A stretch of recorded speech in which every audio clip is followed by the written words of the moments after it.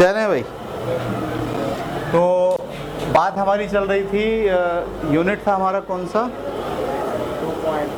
दरअसल हम चल रहे हैं यूनिट में 2.3 में, पेज नंबर 35। इसमें आपको उन्होंने कहा था present simple tense, present continuous tense, present perfect tense और प्रेजेंट परफेक्ट कंटिन्यूस टेंस। तो 4 टेंसेस उन्होंने डिस्कस किए यहाँ पर अभी तक, सही है। तो मैं पहले 4 टेंसेस के बारे में सिर्फ आपको प्रेजेंट इंडेफिनिट, प्रेजेंट इंडेफिनिट, इसका फार्मूला क्या है? पहले सब्जेक्ट की इंग्लिश बनाते हैं, फिर वर्ब की और फिर ऑब्जेक्ट की। प्रेजेंट कंटिन्यूस का फार्मूला क्या है? प्रेजेंट कंटिन्यूस, पहले आप सब्जेक्ट लिखते हैं, फिर हेल्पिंग वर्ब लगाते हैं, इज, आर या एम, और वर्ब के साथ क्या लगाते हैं? आईएनजी और फिर ऑब्जेक्ट, और फिर उसके बाद प्रेजेंट परफेक्ट का टेंस। ये सब मैं आपको पिछली क्लास में बता चुका हूँ। परफेक्ट क्या होता है, कंटिन्यूस क्या होता है और इंडेफिनिट क्या होता है। इसको इंग्लिश बनाने के लिए पहले सब्जेक्ट की इंग्लिश बनाते हैं, फिर लगाते हैं हैज़ या हैव, और फिर वर्ब की थर्ड फॉर्म, और फिर ऑब्जेक्ट, ये पार्टिसिपल भी कहते हैं इसको। और आखिरी जो टेंस है हमारे पास वो क्या है? प्रेजेंट परफेक्ट कंटिन्यूस, ठीक है। और इसका जो फार्मूला है वो पहले सब्जेक्ट, फिर या तो आप लगाएंगे हैज़ बीन या लगाएंगे हैव बीन, और वर्ब के साथ लगाएंगे आईएनजी, ठीक है। उसके साथ लगाएंगे सिंस या फॉर, और फिर लगाएंगे ऑब्जेक्ट, सॉरी टाइम, बल्कि यहाँ वर्ब के बाद क्या लगाएंगे? ऑब्जेक्ट, फिर आखिर में सिंस या फॉर और फिर टाइम, ठीक है। मिसाल के तौर पर तुम किताब, तुम खत लिखते हो, तुम खत, ये है प्रेजेंट इंडेफिनिट। पहले किसकी इंग्लिश बनेगी? यू, और लिखते, वर्ब लिखते हैं, इसकी इंग्लिश क्या बनेगी? राइट, और खत को क्या बोलेंगे? लेटर। तो क्या बना? यू राइट, बस इसमें हो की इंग्लिश बनाने की ज़रूरत नहीं। इसके बाद इसका कंटिन्यूस क्या होगा? तुम खत लिख रहे हो, पहले क्या बनाएंगे? सब्जेक्ट यू, यू के साथ इज नहीं लगता, क्या लगता है? Are. Writing, you are writing, फिर ऑब्जेक्ट लेटर, ठीक है। इसका परफेक्ट क्या बनेगा? तुम खत लिख चुके हो, तुम खत लिख चुके हो। इसके लिए आप कौन सा फार्मूला फॉलो करेंगे? परफेक्ट वाला, है ना। ये परफेक्ट, पहले क्या लिखते हैं? यू, उसके बाद हैव, ये आता है दरअसल ही शीट के साथ, तो यू हैव। वर्ब की थर्ड फॉर्म, राइट की थर्ड फॉर्म क्या होती है? रिटन, और ऑब्जेक्ट क्या है? लेटर, ठीक है। और फिर इसका परफेक्ट क्या होगा? तुम 2 घंटों से खत लिख रहे हो, तुम 2 घंटों से खत लिख रहे हो। अब क्या बनाएंगे? यू, यू के बाद have been, you have been, उसके बाद राइटिंग, आईएनजी लगाते हैं, राइटिंग के बाद लेटर, और 2 घंटों से लिख रहे हो, उसके साथ फॉर आएगा, फॉर 2 आवर्स, ठीक है। थैंक यू बेटा।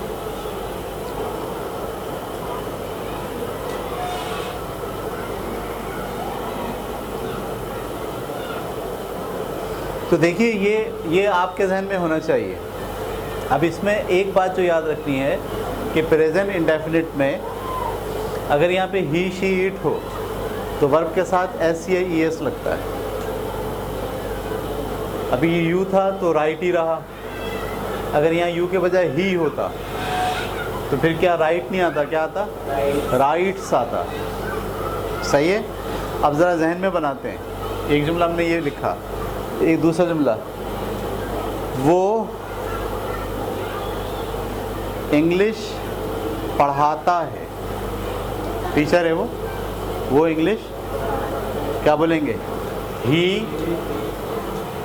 टीचेस, टीच के साथ ई एस लगेगा, he teaches English, he is teaching English, he has, verb की थर्ड फॉर्म टॉट, टीच की थर्ड फॉर्म क्या होती है, taught, he has taught English, वो 2 साल से इंग्लिश पढ़ा रहा है। He has been teaching English for 2 years।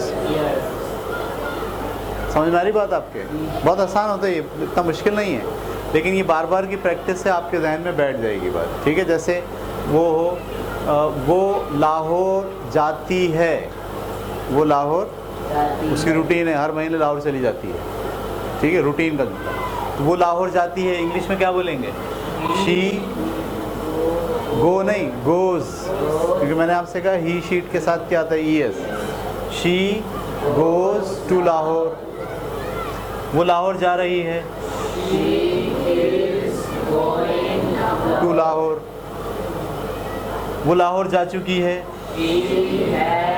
Gone, go की third form gone, to Lahore, वो पिछले 10 साल से लाहौर जा रही है।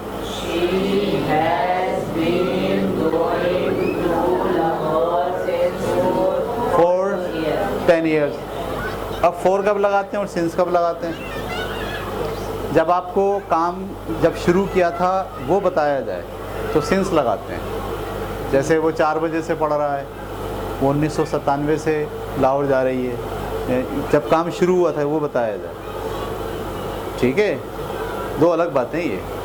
मैं 2 घंटे से पढ़ रहा हूँ, ये एक अलग बात है, और मैं सुबह से पढ़ रहा हूँ, ये अलग बात है।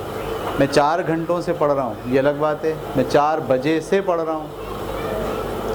यानी अगर आपको ये बता दिया जाए कि काम शुरू कब हुआ है तो फिर आप क्या लगाते हैं? और आपको ये नहीं बताओ काम शुरू कब हुआ है, बल्कि आपको मुद्दत पता हो कितनी देर तक का काम हो गया, तो फिर क्या लगाते हैं? समझ में आ रही बात आपको? ये इसका पहचान है। एक और जुमला हम सोचते हैं, मिसाल के तौर पर पाकिस्तानी क्रिकेट टीम क्रिकेट का मैच जीतती है, तो क्या बोलेंगे? पाकिस्तानी क्रिकेट टीम जीतती को क्या बोलते हैं? विन। और क्योंकि ये एक है टीम, लिहाजा क्या बोलेंगे? Wins. Pakistani cricket team wins cricket match. समझ में आ गई? पाकिस्तानी क्रिकेट टीम मैच जीत रही है। Pakistani cricket team is winning cricket match या the match. Pakistani cricket team match जीत चुकी है। Pakistani cricket team has won match. Clear हो रही बात? पाकिस्तानी क्रिकेट टीम 1990 से मैच जीतती चली आ रही है। Pakistani cricket team has been winning the match since 1990। 1990 से 1990 सिंस। ये बात क्लियर हो रही है? आसान है। किसान गंदुम उगाता है, ये जुमला है। किसान गंदुम उगाता है। किसान को क्या बोलते हैं? फार्मर। उगाने को क्या कहते हैं? ग्रो। किसान क्योंकि एक है तो ग्रो के साथ क्या आ जाएगा? ग्रोज। फार्मर ग्रोज गंदुम, वीट। गंदुम को क्या बोलते हैं? Farmer grows wheat. क्लियर हो गई बात? अब किसान गंदुम उगा रहा है, फार्मर इज ग्रोइंग वीट। सही है? किसान गंदुम उगा चुका है, फार्मर हैज़ ग्रोन। ग्रो, गिरेव और ग्रोन 3 फॉर्म हैं इसकी, तो हम यहाँ 3rd फॉर्म लगाएंगे grown. Farmer has grown wheat. और किसान पिछले 5 सालों से गंदम उगा रहा है। तो फार्मर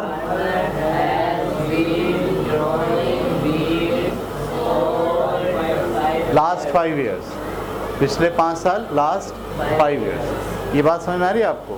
तो ये आपका प्रेजेंट का सारा स्ट्रक्चर है। इसी को फिर आप पास में ले जाते हैं। किसमें ले जाते हैं? पास में ले जाते हैं। तो ये वर्ब की बन जाती है सेकंड फॉर्म। यहाँ पर इज़ आर एम के बजाय क्या आता है? वाज या वर। यहाँ हैज़ और हैव के बजाय क्या आता है? हैड। यहाँ पे भी हैज़ के बजाय क्या आता है? हैड।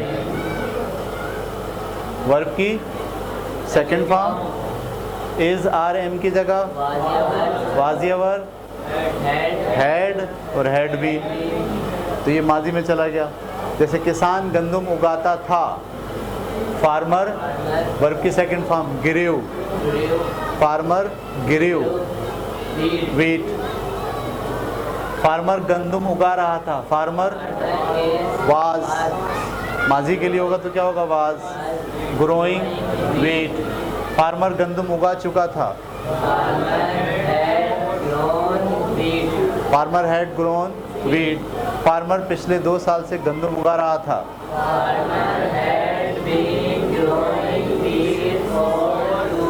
For last 2 years. सही है। फ्यूचर में जाएंगे तो यहाँ विल के साथ वर्ब की फर्स्ट फॉर्म आएगी। यहाँ इज़ आर एम के बजाय विल बी आएगा। यहाँ पे विल हैव आएगा, यहाँ पे विल हैव बीन आएगा। सही है। किसान गंदम उगाएगा, फार्मर विल ग्रो वीट। किसान गंदम उगा रहा होगा, farmer will be growing wheat. किसान गंदम उगा चुका होगा, फार्मर 2 साल से गंदम उगा रहा होगा, farmer will have been growing wheat for 2 years. Clear होगी बात आपको? मैं अभी अगले जो 4 हैं पास्ट के और अगले जो 4 हैं फ्यूचर के, उस पर हम बात नहीं कर रहे।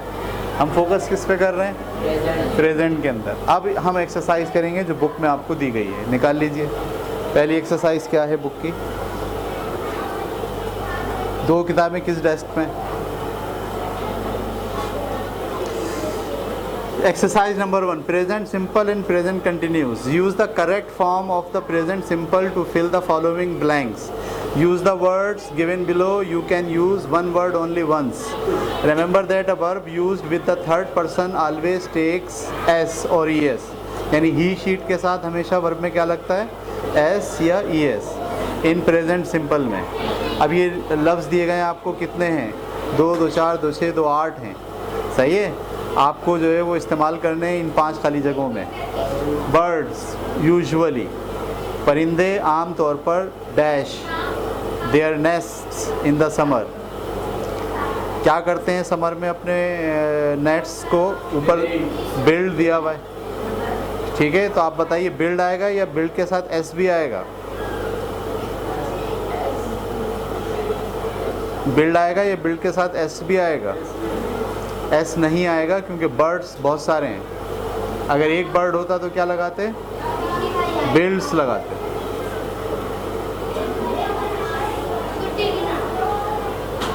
ठीक है। लिख लिया आपने सबने? Birds usually build their nest in the summer. Number 2, I always dash carefully to parents advice. मैं हमेशा पेरेंट्स की एडवाइस को केयरफुली डैश करता हूँ। तो इसमें क्या लिखा है? लिसन भी लिखा है, स्टडी भी लिखा है, प्ले भी लिखा है, फॉरगेट भी लिखा है। क्या होगा? Listen. I always listen carefully. इसमें एस नहीं आएगा। क्यों?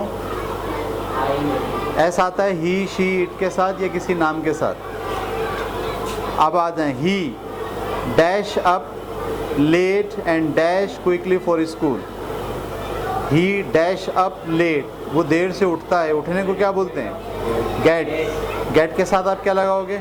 एस। क्यों लगाया एस? ही आया। He gets up late and dash quickly for school and dash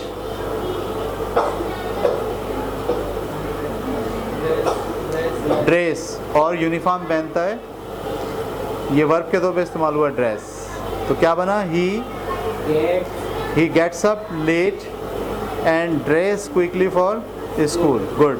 अब आते हैं 4 में, we dash in the afternoon and dash in the evening. We dash in the afternoon और and dash in the evening. शाम के वक्त, दोपहर के वक्त डैश करते हैं और शाम के वक्त डैश करते हैं। मेरा ख्याल है दोपहर के वक्त खेलते हैं और शाम के वक्त पढ़ते हैं। तो पहले क्या आ जाएगा? We play in the afternoon and study in the evening. Clear हो गई बात? 5वां जुमला, my friend dash name but dash numbers. मेरा दोस्त नाम को डैश रखता है और नंबर्स को डैश हो जाता है। एक है रिमेंबर और एक है फॉरगेट। तो नामों को याद रखता है और नंबर्स को भूल जाता है। तो माई फ्रेंड याद रखने को क्या बोलते हैं? रिमेंबर। एस लगाना पड़ेगा। क्यों लगाना पड़ेगा S? My friend remembers name but forget के बजाय फॉरगेट्स नंबर्स। ठीक है, ये हो गई एक्सरसाइज नंबर 1। अब हम आ गए एक्सरसाइज नंबर 2 पे। ये आपको कॉपी में लिखनी है अपनी exercise. Use the correct form of the present continuous. अब ये सारा काम किसके लिए करना है आपको? Present continuous. आपको पता है प्रेजेंट कंटिन्यूस में वर्ब के साथ क्या लगता है? ING, और हेल्पिंग वर्ब भी आता है इज RM। तो look it dash so hard.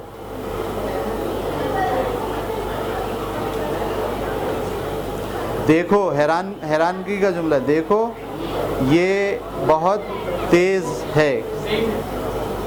Singh, swim. So hard का मतलब बहुत तेज, बहुत सख्त।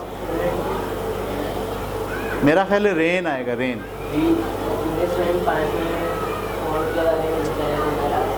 क्या?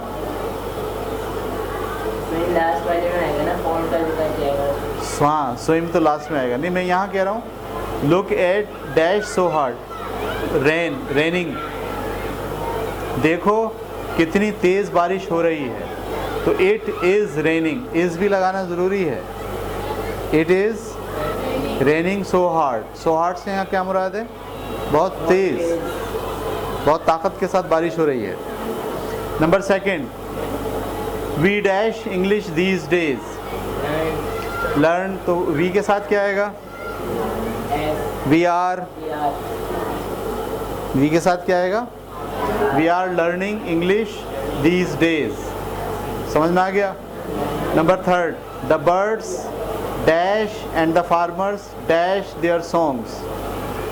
जो बर्ड्स होते हैं वो sings, are singing. The birds are singing and the farmers are enjoying. परिंदे जो है वो गा रहे हैं और किसान इंजॉय कर रहे हैं। जल्दी जाना आपको। Number 4, the teacher dash and the student dash. The teachers are या इज। टीचर एक है तो इज लगाएं। The teacher is explaining and the students are learning. Writing तो है ही नहीं इसमें, है? ये भी हो सकता है द टीचर इज एक्सप्लेनिंग और द स्टूडेंट्स आर राइटिंग। ये भी हो सकता है और ये भी हो सकता है are learning. Number 5, some children dash in the pond and some dash clay toys। तो कुछ बच्चे पॉन्ड में नहा रहे हैं। नहाने को क्या बोलते हैं? Are swimming. some children are swimming in the pond and some are playing। some are playing। Play दिया हुआ है? नहीं दिया हुआ। फिर क्या दिया हुआ है? Making. some are making clay toys, मट्टी के टॉय बना रहे हैं। ये हो गया आपकी जनाब दूसरी एक्सरसाइज। अब हम आ जाएं एक्सरसाइज नंबर 3 पर। ये प्रेजेंट सिंपल और प्रेजेंट कंटिन्यूस को बुनियाद बना के, दोनों को बुनियाद बना के आपको ये वाले फिल करने हैं, ठीक है। पहला, we dash to Gilgit tomorrow, हम कल गिलगित जा रहे हैं। We are travelling, we are travelling to Gilgit tomorrow. समझ में आई बात? पेंसिल नहीं है। We are travelling to Gilgit tomorrow. Number B, my sister dash nicely with everyone, मेरी सिस्टर हर एक से नाइसली बिहेव, तो माई सिस्टर बिहेव्स, क्योंकि सिस्टर जो है वो शी है, इसके साथ क्या आएगा? बिहेव के साथ S. My sister behaves nicely with everyone. Number C, his brother dash tea 3 times a day, उसका भाई दिन में 3 बार टी ड्रिंक, तो हिज ब्रदर ड्रिंक्स, एस लगेगा, drinks, his brother drinks tea 3 times a day। Clear हो गए बात? Number D, our uncle dash to our house this week, हमारे अंकल इस हफ्ते हमारे पास आ रहे हैं। तो आ रहे हैं का जुमला कैसे बनेगा? Is coming, our uncle is coming, हमारे अंकल आ रहे हैं टू अवर हाउस, अपने हमारे घर, दिस वीकेंड, इस वीकेंड को।